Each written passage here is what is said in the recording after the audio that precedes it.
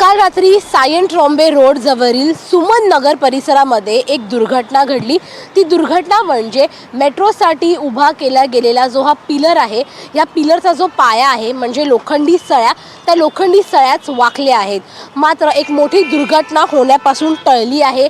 हा जो पिलर आहे तो पिलरच्या आतमध्ये लोखंडी सळ्या टाकल्या गेल्या होत्या, म्हणजे त्या लोखंडी सळ्यांच्या आधारे हा संपूर्ण पिलर उभा केला गेला आहे।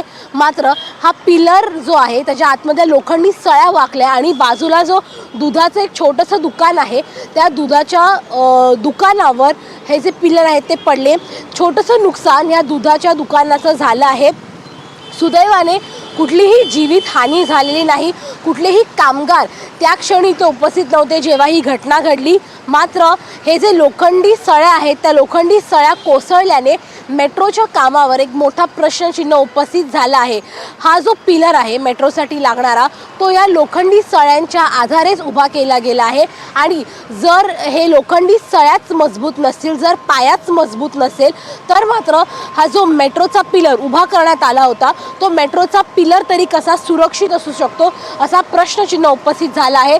असा एक नाही अनेक पिलर इथे जे आहे ते बांधले गेले आहेत मेट्रोच्या कामासाठी आणि आता या देखील पिलर्सवरती प्रश्नचिन्ह उपस्थित केला गेला आहे की नक्की हे सुरक्षित आहेत का नाही।